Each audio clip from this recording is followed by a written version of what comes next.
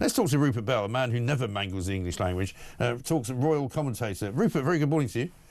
Good morning, Mike. Now, a couple of matters arising about Prince Andrew this morning. I mean, he seems to have had, quite a few more sort of Chinese contacts than we ever thought, but also a story over the weekend suggesting that the Financial Conduct Authority have filed some documentation in which it suggests that Prince Andrew was in contact with Jeffrey Epstein via email for a lot longer than anybody thought.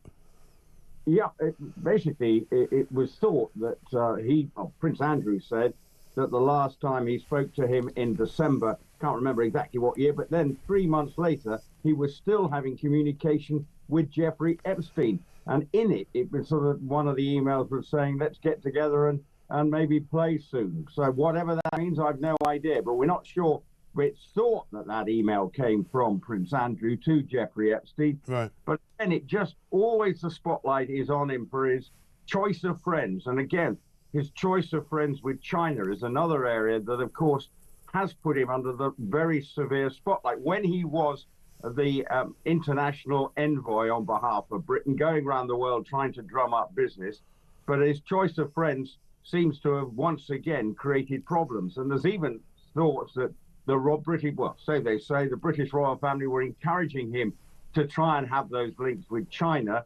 But obviously we're seeing subsequently that China may have had some ulterior motives and saw him as a soft touch.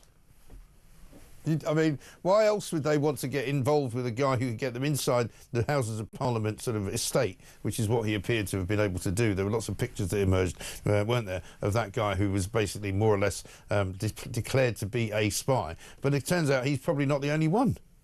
No, and this is the problem for Prince Andrew. His choice of friends in the pursuit of money and his lifestyle. I mean, the only problem, one of his problems is his arrogance. He's convinced of his rightness. So whatever he does, he won't listen to advice. And perhaps people might have tried to have a word in his shell like, but didn't actually get past go. So This was part of the problem for him, in that he was always thought he knew best. And his choice of friends, he thought he could brazen out his relationship with Jeffrey Epstein. That is proved misguided, and one or two others. And now he's just holed up in Royal Lodge, occasionally seen on a horse, not living the life that he feels he's entitled to. Well, exactly right. I mean, one of the sort of the conflicts of truth that would appear to have emerged from this is that in the interview he did with Emily Maitlis on Newsnight 2019, he basically said he had not seen or spoken to Epstein following that meeting he had in New York with him in 2010. But this email exchange takes place in February 2011, in which it looks as though Epstein's asking Andrew for his schedule when he comes to London. Well, and this is the problem, what's going on here? If he's saying one thing, but unfortunately, that interview with Emily Maitlis, you can pick holes in a lot of things that went on in it. Yeah. And so despite the fact he thought it had gone extremely well, but actually that interview has been his downfall, his undoing, and it's continuing the revelations that are coming out.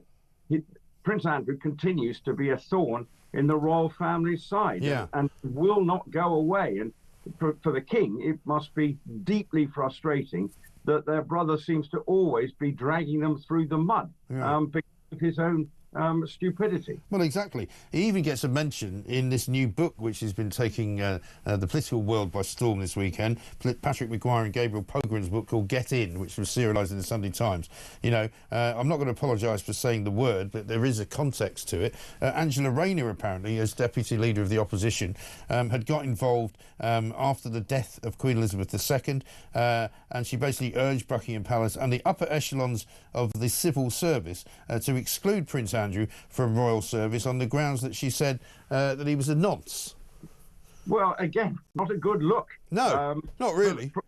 For Prince Andrew, Angela Rayner wading into criticism, and also his role within the as a Councillor of State, questioning should he be one of those. So when the king's away, he could be one of the people who steps up and is responsible, sort of doing the king's duty on his, while the king may be out of the country or indisposed. And obviously Prince Harry was also a councillor of state. So therefore you get this problem for the royal family, and obviously the Labour Party, like many, were concerned about Prince Andrew's involvement and his friends that he associated with. And Angela Rayner, not one to mince words, not everyone agrees with her. I'm sure you're not one who's got Angela Rayner on speed dial for a dinner party. Listen, I'd like to invite her to dinner, but she's blocked me on Twitter, I'm afraid, so I can't get in touch with her.